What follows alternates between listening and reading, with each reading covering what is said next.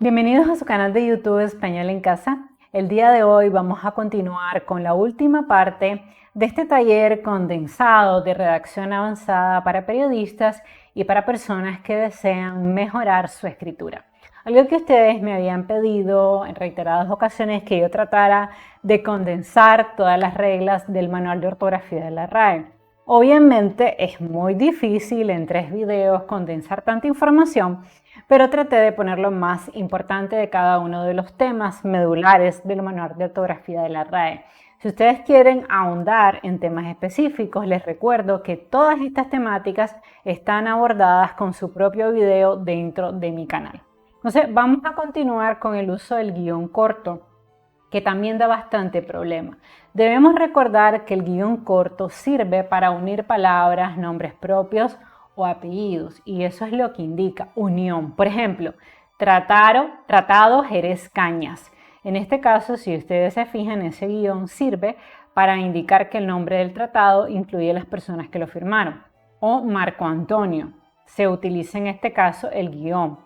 O si yo digo nivel socioeconómico, socio y económico va separado por un guión menor. También el guión menor sirve para unir el prefijo a la palabra cuando ésta es un número o una mayúscula inicial. No se pueden juntar y deben ir con guión. Por ejemplo, anti-Obama. ¿Ven? Entonces ahí utilizo guión pequeño, guión corto. Pre-1979. Post-Mish. Mini 7. Entonces esto sirve para unir el prefijo a la palabra, el prefijo pre o el prefijo post. O sea, siempre con estos prefijos se va a utilizar el guión corto. Entonces no lo debemos olvidar porque a veces veo que lo escriben sin guión. También el guión corto sirve para separar palabras compuestas como científico-técnico, económico-financiero. Como son palabras compuestas que están compuestas por 2 elementos, las 2 palabras se separan por un guión corto. También se utiliza este guión para unir 2 gentilicios. Por ejemplo, alemán-nicaragüense, cubano-americano, español-mexicano, en el caso de aquellas personas que tienen doble nacionalidad. Entonces, cada nacionalidad se separa por un guión corto. Ahora, así como existe un guión corto, obviamente existe un guión largo. El guión largo también se conoce como raya en algunos libros y se usa para intercalar comentarios, aclaraciones o precisiones, es decir, para dar información adicional que además no es indispensable, sino que es aclaratoria o nos permite precisar algo. Por ejemplo, el profesor de matemáticas, un excelente maestro, es querido por todos sus alumnos. Entonces, ese guión largo lo que permite es incluir información que no es indispensable para que la oración se comprenda, pero que nos da información adicional. La casa de Laura, la primera que compró en Francia, es una belleza. O sea, la oración importante es la casa de Laura es una belleza. Pero como yo quiero dar información adicional, esa información adicional yo la puedo colocar entre rayas. O la niña de María, ¿cuál? La que nació en los Estados Unidos, es decir, una información adicional, aunque no indispensable, es muy inteligente. Entonces, en estos casos también se utiliza la raya. La raya larga, además, se utiliza en el caso de los diálogos. Siempre cuando estamos introduciendo un diálogo dentro de una novela, dentro de una obra de teatro, lo tenemos que hacer con el guión largo. Por ejemplo, vamos al cine, preguntó la novia. Vean ahí, uso de guión largo. No puedo, tengo que estudiar, uso de guión largo. Nunca tienes tiempo para estar conmigo, guión largo. Realmente quisiera, pero estoy ocupada. Entonces, como es un diálogo, siempre utilizamos la raya o el guión largo al inicio de esos diálogos. Cuando usamos paréntesis, que también es otro signo que nos da problema. Miren, los paréntesis sirven para encerrar una aclaración o incidente que interrumpe el escrito. Una cosa que hay que tener en cuenta es que el texto dentro del paréntesis lleva sus propios signos de puntuación. Por ejemplo, llegaron los sentenciados, eran 12. O sea, si ustedes se fijan aquí, esta información que va entre paréntesis, además es una aclaración, es algo no completamente necesario, pero que nos puede ampliar la información. O sea, se entiende si yo digo llegaron los sentenciados. pero si yo quiero precisar la cantidad, lo pongo entre paréntesis, eran 12. Hizo una promesa emotiva y al parecer sincera. Ven, es como una aclaración allí, no indispensable para que la oración tenga sentido, sino como una aclaración o como un comentario también. Los niños de segundo grado en adelante declamaron un poema. Si ustedes se fijan, de segundo grado en adelante, me permite dar información adicional, o sea, aclaraciones, pero también informaciones que no son indispensables para que la oración tenga sentido. Un poco parecido a lo que pasaba con las comas, que me servían para separar información que no es indispensable dentro de la oración. Ahora, cuando usamos corchetes, y esto es muy importante sobre todo cuando nosotros estamos haciendo citas directas. ¿Por qué? Porque sirve el corchete para indicar que nosotros hemos interrumpido la frase. Por ejemplo, que no hay ninguna ciudad latinoamericana entre las primeras 100 y que se trata de un estudio basado en más de 450.000 artículos. ¿Qué estoy indicando con ese corchete? Que la frase es más extensa, pero que no me interesa citarla toda porque es muy amplia, porque a lo mejor no me está dando información que yo necesito. A mí solo me interesa esa parte. Entonces, si es un texto muy largo, si yo estoy extrayendo esa cita de un texto muy largo, entonces lo corto y lo indico eso con corchete. El poeta estaba pensando en muchas cosas. ¿En qué cosas? Bueno, en el futuro, en la muerte, en el amor. Y eso lo inspiró para escribir una novela. Si yo cortara toda la frase y dijera, el poeta estaba pensando en muchas cosas y no menciono las cosas, entonces lo coloco entre corchetes para indicar que yo corté la frase. Pero así yo indico que la frase original era más larga. Para eso se usa el corchete. Ahora, ¿cuándo usamos comillas? Primero, para enmarcar la reproducción de citas textuales, es decir, al intercalar un comentario literal de un personaje dentro de un discurso referido o indirecto.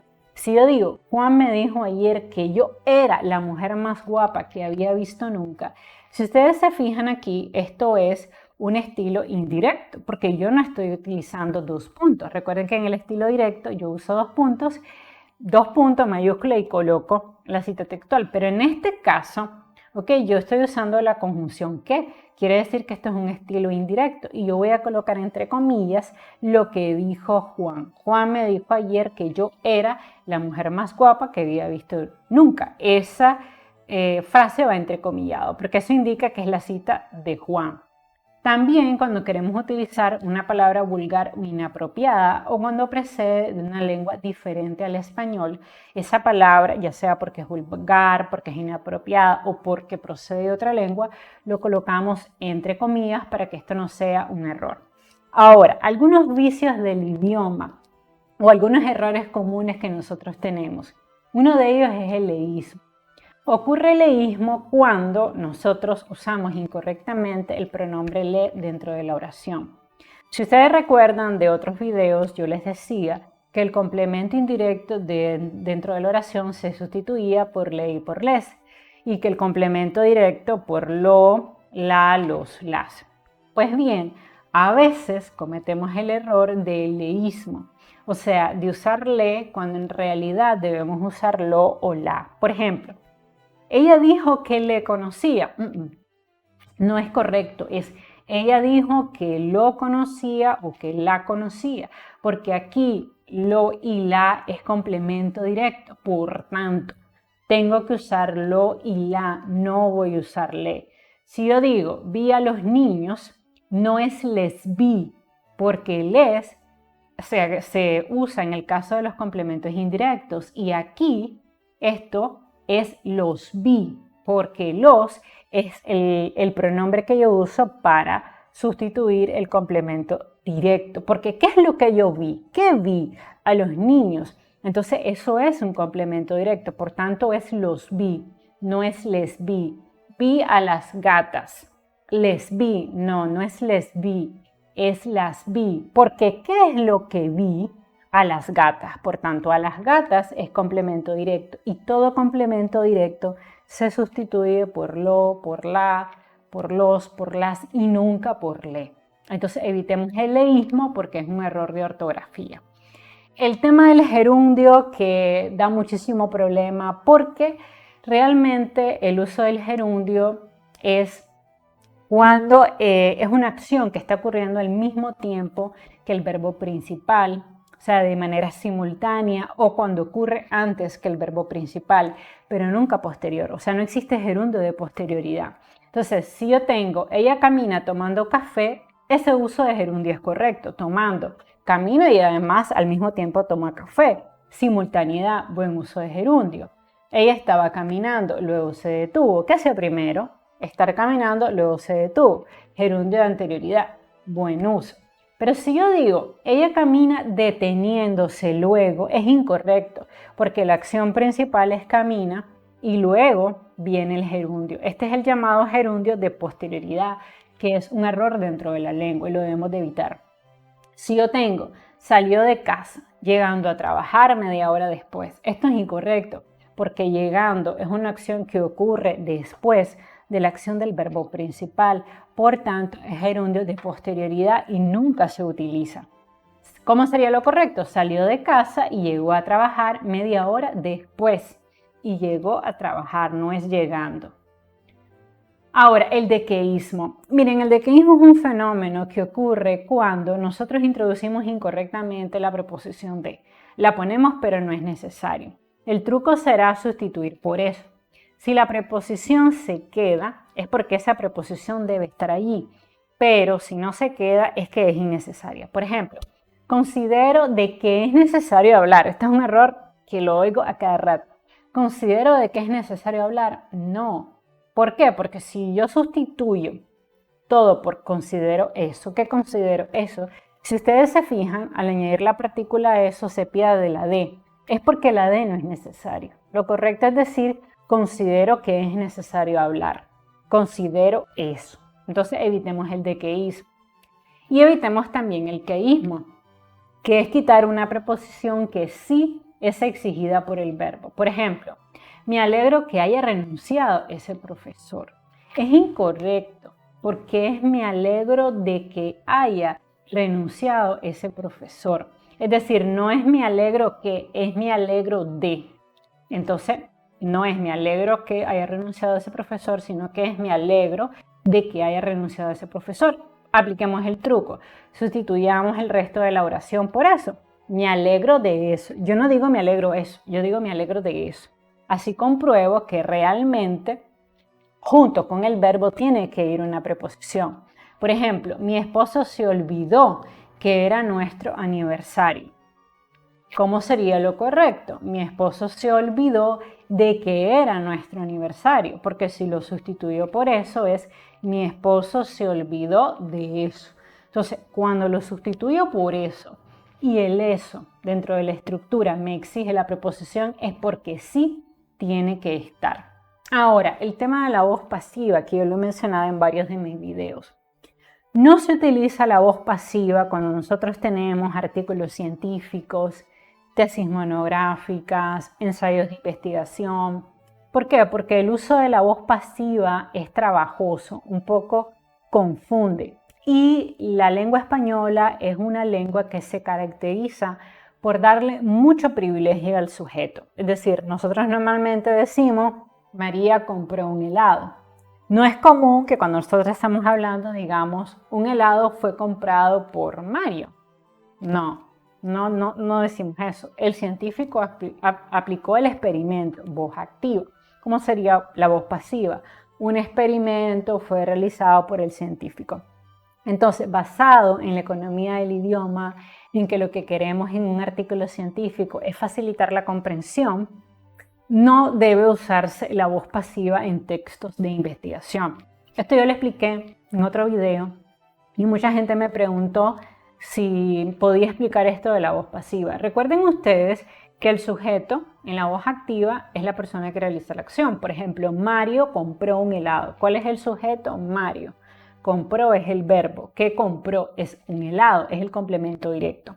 Pero cuando nosotros pasamos una oración de voz activa a voz pasiva, el complemento directo pasa a ser el sujeto de la nueva oración en forma pasiva. Entonces, en este caso, un helado que es complemento directo pasa a ser sujeto de la nueva oración. Entonces sería, un helado fue comprado por Mario. Entonces, recuerden ustedes que siempre debemos tratar de poner en el sujeto a la persona que realiza la acción, seguido por el verbo y seguido por el complemento, y que en documentos formales y en documentos de investigación no debemos usar la voz pasiva, donde colocamos primero el complemento directo y luego colocamos el verbo y luego la persona que realiza la acción. Esto es propio de otro tipo de lenguajes, pero no de los documentos formales de investigación. Bueno, y básicamente eso ha sido todo por hoy. Espero que te haya quedado claro este taller súper condensado de redacción avanzada. En realidad son tantas las reglas del español que nunca terminaría explicándolas. Imagínense que yo tengo ya un año de tener mi canal de YouTube y es justamente ahora que cumplí un año que concluí todas las reglas de ortografía y redacción, o sea, porque realmente son extensas. Pero al menos con este video y con esta presentación vas a poder ejercitar las reglas más importantes y practicarlas. Como te digo, no son las únicas, son mucho más extensas, pero lo que quería era tener una especie de manual de ortografía rápida para aquellas personas que tal vez no tienen mucho tiempo para sentarse y ver todos los videos dentro de mi canal. Bueno, si te gustó este tutorial, por favor, suscríbete a mi canal, activa la campanita, dame un like. Recuerda que de esa manera me permites seguir creando contenido de calidad totalmente gratis. Bye bye.